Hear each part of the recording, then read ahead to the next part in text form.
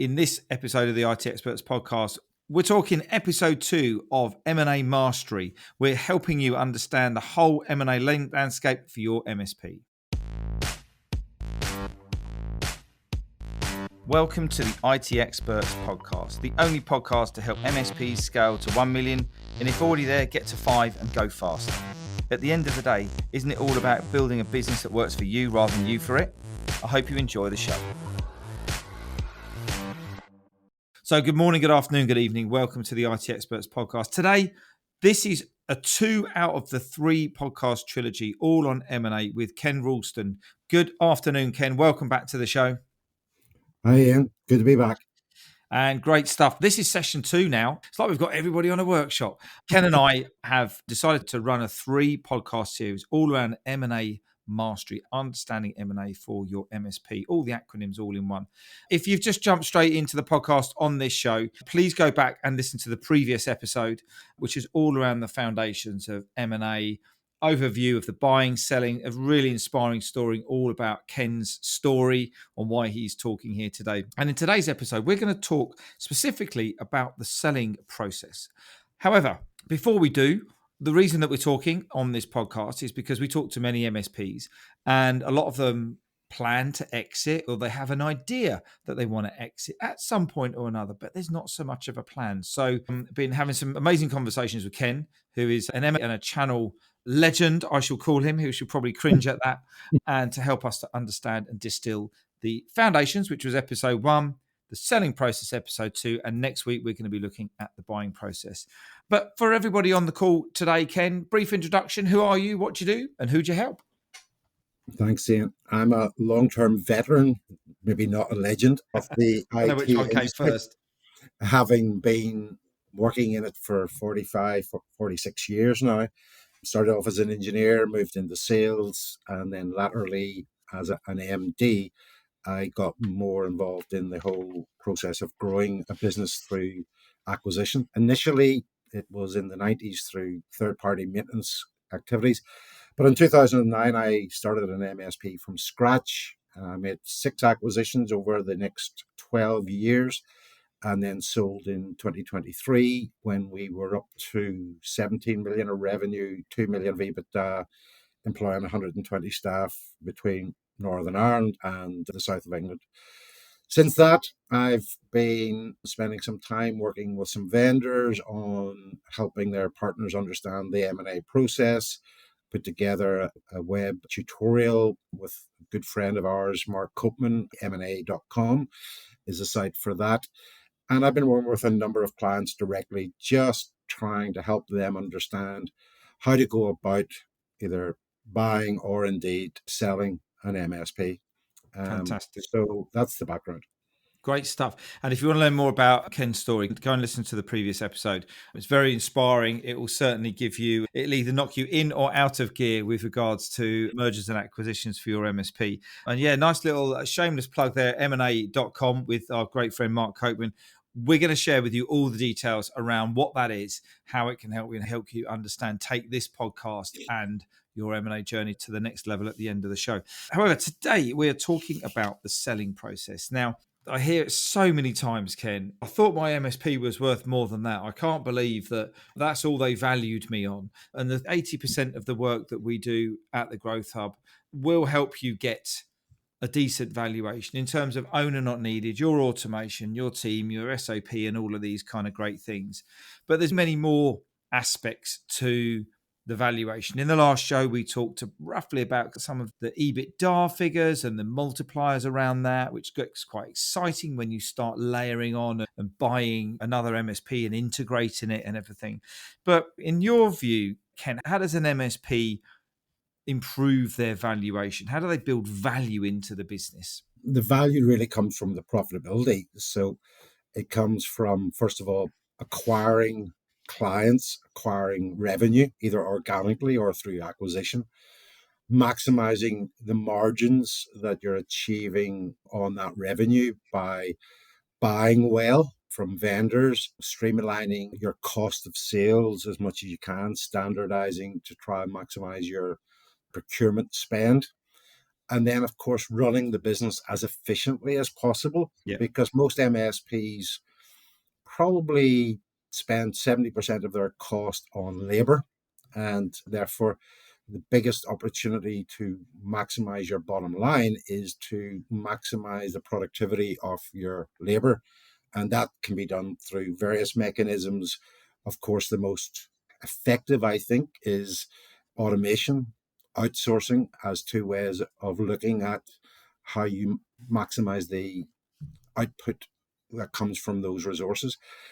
But it's about good general management, it's good general governance. You've got to look at every aspect of the business from the top of your P&L to the very bottom of it to make sure that you're getting the maximum value from that business that you should be getting. And you have to be aiming for at least getting 10% to the bottom line, because below that, you're really not moving forward. So if you're below 10%, then you've got a bit of work to do. And that means looking at all those things.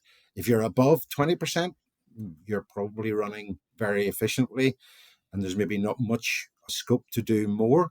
But it could also be a sign to a buyer that you're running too hot if that is based on that level of profitability is based on really sweating your resources to an unacceptable level, and therefore putting client attrition, employee attrition in focus as an issue. Yeah, look, it all comes down to, if you want to maximize the value you get for your business, it's all about getting the bottom line to be as good as possible, along with making sure that your recurring revenue percentage is as high as possible. And in particular, your recurring revenue from labor-based services is as high as possible. Yeah, and the two figures for that, as covered in the previous episode, was 70% and 50%. Yeah. So you need to be aiming for those sort of levels. And it's not easy. Any business isn't easy. MSP work isn't easy. Organic acquisition is difficult. Winning new business. I think every MSP owner that I've ever spoken to, and I've spoken to hundreds now, has said the same thing. New business, new local acquisition is very difficult.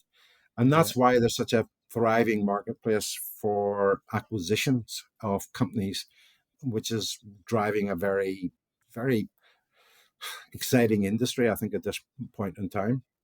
So just from a clarity point, when we're talking about profitability, we're talking about EBITDA, aren't we? Yeah, look, in most cases, profit, largely speaking equals EBITDA. The definition behind those letters, it's earnings before interest, tax, depreciation, and amortization. And for earnings, it means profit. So it's really a business in the MSP world is valued, largely speaking, on its EBITDA. So it starts off with your profit, and then you add back things like interest and tax, depreciation, amortization to get an EBITDA number. But of course, then there's another stage, which is adjusted EBITDA, which is where you can make alterations to that EBITDA number based on what is the likely recurring profitability of that business post acquisition. Right. So if you are an owner of the business that's taking costs out of the business but are no longer a necessity to be in that business, then post acquisition you're going to be leaving the business, and therefore you can add back what cost you are taking out of the business to Yeah. the bottom line. Right. Got it. You can also add back to the bottom line one-off costs that are not of a recurring nature. So if you have, for example, brought in specific consultants for a period of time to do one-off exercises like preparing your business for sale or otherwise, that's a cost that will not be recurring afterwards. So therefore that can get added back. So one-off costs that are not a recurring issue for the business can be added back. So you got these three levels then of profit, EBITDA, and then adjusted EBITDA. And it's the adjusted EBITDA number that then gets the multiple attached to it, depending on how big a number it is to start with. So what you've basically just said there is focus on your EBITDA, your profitability, but there is hundreds of levers that you can pull Mm. every single day with your teams, with your systems, with your clients, with your account management, with every single thing that you're doing to help drive that forwards. Yeah. And last time in the last episode, we talked about the importance of vision, the importance of what do you want to walk away with? What does that look like? Reverse engineer it back. And those are the things that create that yearly, monthly, weekly momentum to make those little changes different. Every little change makes such a big difference once it's all compounded up into the profitability. I've got a question, Ken. This is a question from me. Right. Because I've always wondered this when I've been talking to MSPs. What's the impact of, and you just mentioned it, which is why I'm picking it up, and it's not just a random question about cars or Right. something like that. What's the impact if an MSP had an outsourced help desk? Would that be attractive to a buyer, or would that be not very attractive because they're not your own staff under your control? How's that kind of viewed? I personally believe that it's not a big issue Okay. nowadays. I think that there's a wide understanding in the marketplace that outsourcing, as I mentioned there earlier, is a very sensible tool to be used to help run a business, because acquiring talent is almost as difficult as acquiring customers, and Yeah. particularly good Yeah. Yeah. talent. Yeah. And the marketplace being what it is at the moment, it's very tight for resource, and that cost of resource is going up all the time. So many MSPs have been looking at and are now engaged in utilizing external service desks for Yeah. the delivery of their services. It was a concern at one stage before we started going down that route. My chairman at that stage thought it would devalue our business to some degree. I didn't believe that was the case, but ultimately, when it came to our own exit, the company that acquired us was bigger than us but hadn't done any outsourcing, and it was actually very interested in our model. And whereas we had 10 engineers outsourced when we sold, I believe that the company who acquired us are now up to something like 25 engineers, Yeah. because they saw what we did and they valued it and have gone on to use it since. So I think it's neither going to add value Okay. necessarily or distract or to take away value specifically. But I think that it's just a necessity nowadays for companies to look at, because people and labor are expensive and they're variable in terms of what Mm-mm. they deliver for a business. Yeah. And the most important thing is that whatever business you're running, whether it be an outsourced or an insourced or whatever it is, it's running efficiently, right? That's what they're looking for, is can you walk away from it and us plug and play and it work? It's actually, in many respects, it could be looked at as a positive thing for an acquirer for a different reason, and that is, if it's an outsourced arrangement, it probably is easier to get out of that than it is to let staff go. And if you have already got a very sizable service operation, whether insourced or outsourced, Yeah. the fact that you can turn that contract off at any given point in time after an acquisition can be a positive thing, because they're not necessarily going to pay more for it, but they as a buyer are going to achieve more synergies potentially as a result of it.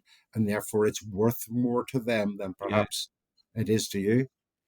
Isn't that funny though? Because you could also lose it from the flip side of you, which was what happened with you, which was like, do you know what? We're struggling with our service desk, but there's a service desk that's already plugged and played here. We could just expand that Yeah. really quickly, and that Yeah. could get us out of the brown stuff if that stuff's not, if it's not work, if Yeah. that area is not Absolutely. working very well. So Yeah. we're going to talk about selecting the right buyer in a moment, but before we do that, let's talk about how do you prepare the MSP for sale. Now, I've heard it takes a year, 2 years. One guy we were speaking to, it took 6 weeks with no buyout, which was quite unbelievable and quite incredible. That was an extremely run business. What do we need to do if we think, yeah, I want to get out in the next year or 2 years or something like that? What does that thinking process need to look like? It starts from ensuring that at whatever point in time that you're going to exit, that you have put in place a strategy to maximize the valuation of the business, which Yeah, means running it as efficiently in that period of time yeah, up until that stage. What buyers like to see is a business that is moving forwards, not moving backwards in yeah. the run up Growth. to it. So they will tend to look back 1 to 3 years.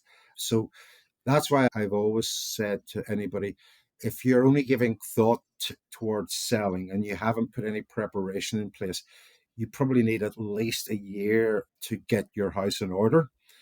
That means lots of different things. It means certainly making sure that all of your contracts are in place with your customers, because buyers, and particularly the advisors that buyers have, love to see contracts. So you Yeah. may have had Yeah. customers for many years, but they may not be up to date in terms of their contracts.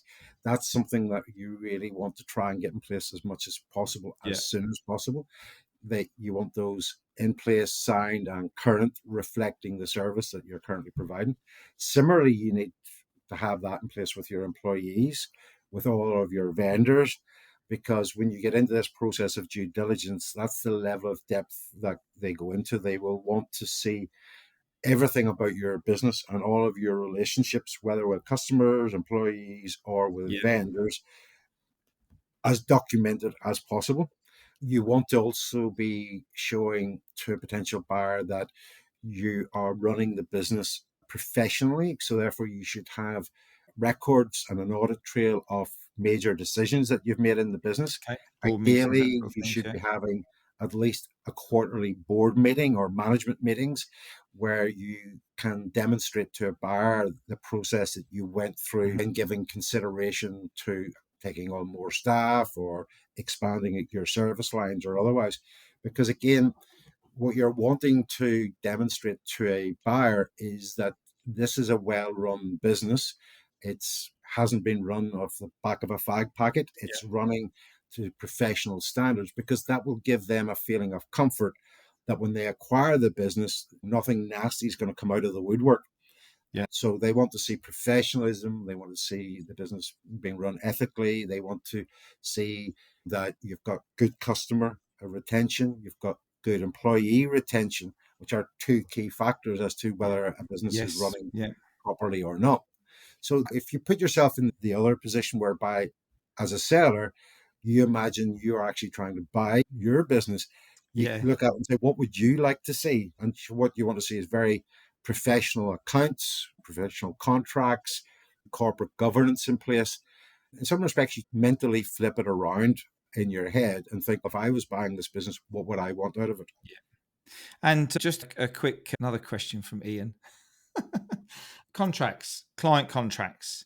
We speak to people who have 30-day contracts. I don't want to tie people in because it's easier to close someone in a new Yeah, business if they're on a 30-day contract. But yeah. is it true that if you got everybody on a 30-day contract, your business is literally worth 30 days revenue? It certainly is a negative factor for the advisors that are involved in acquiring a business. And I mean by that the solicitors and the accountants and so on, who are almost certainly going to be part of the process, because they take the view that if that's the length of contracts in place, then that's the only amount of revenue that's guaranteed. Yeah. And therefore, it's very risky to buy the business, because when you think about it, the EBITDA is actually, and the multiple attached, is the number of years of sustainable profit that business is likely to generate.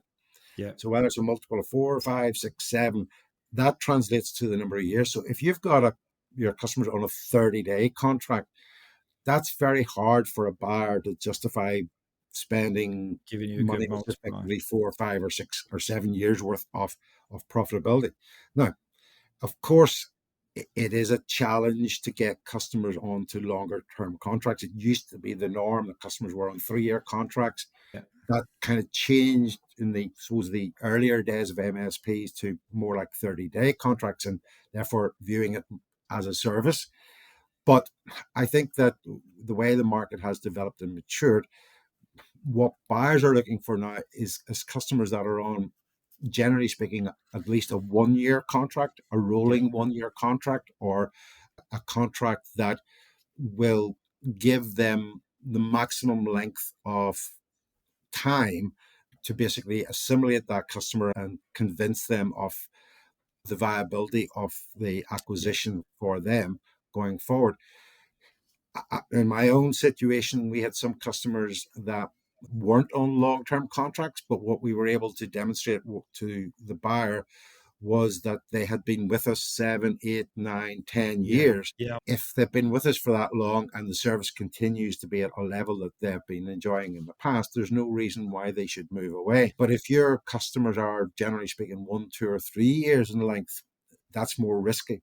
So, yeah, look, it's a gray area, and it does sometimes depend on the nature of the buyer and how much they listen to the advisors. But certainly, the longer term that you can have the customers on, the Yeah. better. Now, another aspect of it is this term called client concentration. If you've got any customer that is more than 10%, particularly if you're recurring revenue, that's also deemed to be a risk to a buyer, Right. because that could be a disproportionate level of revenue Okay. to the business.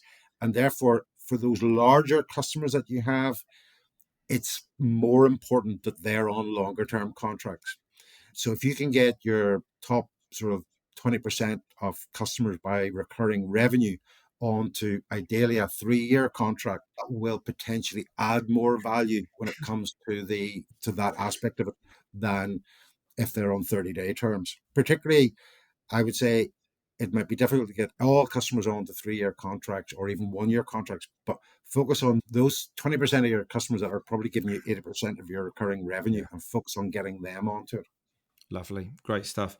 Let's talk about finding the right buyer. Now, it's quite interesting actually, because that was the question that we'd come up with, was finding the right buyer, which makes me think, do you have a choice? If you want to put it up for sale, do you not just sell it to the first person that you see? Does this transaction work in a different way? What does the whole identifying the right buyer mean to you? First of all, it's a challenge because most sellers are very nervous about advertising their business being up for sale, Yeah. because there's a threat to both their customers and their staff from Yeah. competition in that scenario. Assuming you have found through either your network, through a broker, or through some sort of advisory body or a consultant, you find potential buyers in your business. What you want is, you want to have a good fit culturally between your business and their business, because most MSP owners will want to ensure that their business is being acquired by somebody who has similar values to them in terms of how they view their customers and their employees. So I think MSP owners will want to review the culture and the values of the acquirer to see, is it going to be a good fit. Yeah. Now, particularly if there's an aspect of the deal whereby some of the payment is going to be deferred for a period of time and maybe Right. subject to Okay. Yeah. revenue retention. So if the acquirer makes a mess of the acquisition and loses revenue, loses good staff, that could put at risk the payment that is due to the seller Yeah. down the road. So a lot of it can come down to the deal structure as well, as to how much money is upfront, how much money is deferred. Yeah. Certainly in our situation, we did not accept the highest value Okay. that was put on the business, because either the deal structure or the culture just didn't fit for us. Yeah. Definitely could have got more money if we had been prepared just to go with whoever was offering the most. But I think it's like most things in life. Sometimes you will look at something from an emotional viewpoint and feel invested in that aspect of it.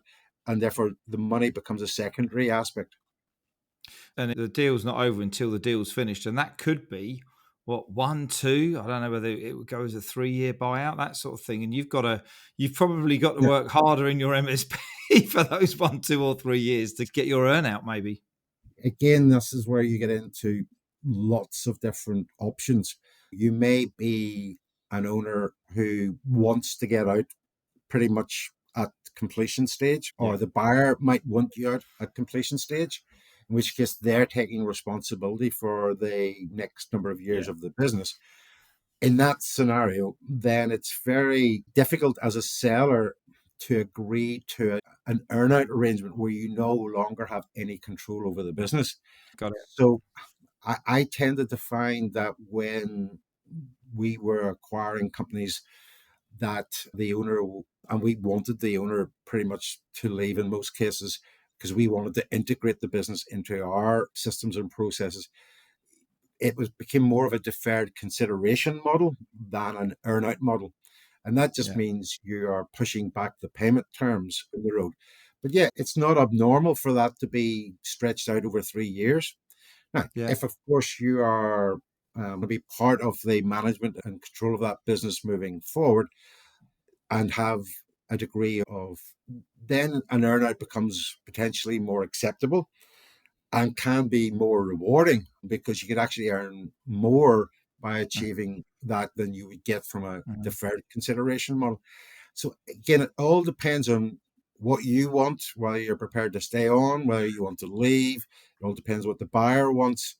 And then that's where you end up through negotiation agreeing a compromise where you end up at that point. Brilliant. Okay. Just before we wrap up, again, another show full of absolutely golden nuggets to help people understand the selling process. We talk about owner not needed here, removing yourself from the operations side of the Mm. business or the functioning side of the business. And we've got clients in the Growth Hub who have got targets to work 5, 4, 3, 2, 1 days a week over the next months and years and things like that. What's your take on the whole owner not needed? If you walk out and the business can operate, and do you have to be working 1 day a week or four days a week or 3 days a week? What's in your experience of what you've seen? Have you found that there's a kind of a balance or a perfect kind of line of how much you're actually involved in it to get a really good sale? I think if I take my own situation as an example, I had said that I wouldn't want to work in the business post sale because I'm a great believer in that the employees can't have two masters. The staff that we had would be confused if I was still in the business in our Yeah, situation. yeah, And of course, there was going to be another MD overall charge. So I'd made the very conscious decision that I didn't want to be working full time in the business. But what I did agree was a 3, which became 6 month period whereby I was available to the acquiring business on a consultancy arrangement to be there to help with the integration process and to make it as seamless and smooth yeah, as possible. After which, then I exited, and therefore I wasn't involved in it afterwards. It all depends. I was 63 at that point in time, and I wanted to carry on working, but I didn't want that responsibility of managing yeah, 120 staff any longer with all the joys that can come with that, which every MSP owner, I'm sure, is totally aware of. But I did want to stay in the industry and still work, but in a role doing something that I really yeah, enjoy, which is the M&A piece, because I just love the whole aspect of the deal making side of it and trying to put companies together that are complementary. But I've also been involved in acquiring businesses myself, where in some cases the owners stayed on because they weren't necessarily the managing director of the business. They were a shareholder, they were an owner in the business, but they weren't the MD of the business. And therefore, they stayed on within either a sales capacity or a service director type capacity. But I've also seen where owners have exited at a relatively young age, in their 40s, certainly young compared to me, and have wanted to get out and take their proceeds and do something entirely different with their life. yeah, They've wanted to go into a totally different industry. And of course, there's going to be restrictive covenants put in place as part of any acquisition that's going to stop an owner from competing with the buyer down the road. Your options are either to leave and do something entirely different or do something that is certainly not competitive to the yeah. buyer's business, or to stay in the business with the acquirer if the opportunity is there to do that Brilliant. and to extend your journey for another 3, 5, 10 years, whatever it might be. Excellent stuff. A great show again, Ken. Thank you very much for all of your wisdom on that. And hopefully that's helped the listeners understand a bit more about the selling process. Before we come to a quick summary from you, tell us a little bit about the MSP M&A training course that you're doing with Mark Copeman right now. Yeah, we put together a series of more in-depth tutorials on the whole M&A process. So these are 3 half-hour podcasts that we're doing. The course is 8 hours worth of content, going a lot more in Yeah, depth into the whole subject from both a buying and a selling yeah, perspective. And you know how to prepare, and also how to deal with when you've sold your business, or the issues that can bring, or the whole integration process afterwards. So yeah, we can go in, it goes into a lot more depth in that regard, but we're also extending it out into being more of a services marketplace for people who are in the M&A or the MSP industry, I should say, who bring added complementary value to the equation. People like yourselves, of course, who bring a lot of strategic value to the whole growth aspect of it. But it's also a place where we're hoping to put together a confidential marketplace for people interested in buying or selling, as I was alluding to, that where people can feel comfortable that their information is secure and will be used in a professional way. And it's not going to have any charge allocated to it. It's a free service that we're wanting to put in just to try and help MSPs with their objectives. Brilliant. So just for clarity, the matchmaking service is potentially a free service, but the training course, there is a small fee. I think you said eloquently in your accent. It comes across a lot softer when you say that than others. And we'll put the link in the show notes so you can go and check that out and see what those guys are up to there. We're just scratching the surface on these podcasts, which is super exciting. Final thoughts on the selling process? What's the kind of the top tips that you're going to give to the MSPs today from this one?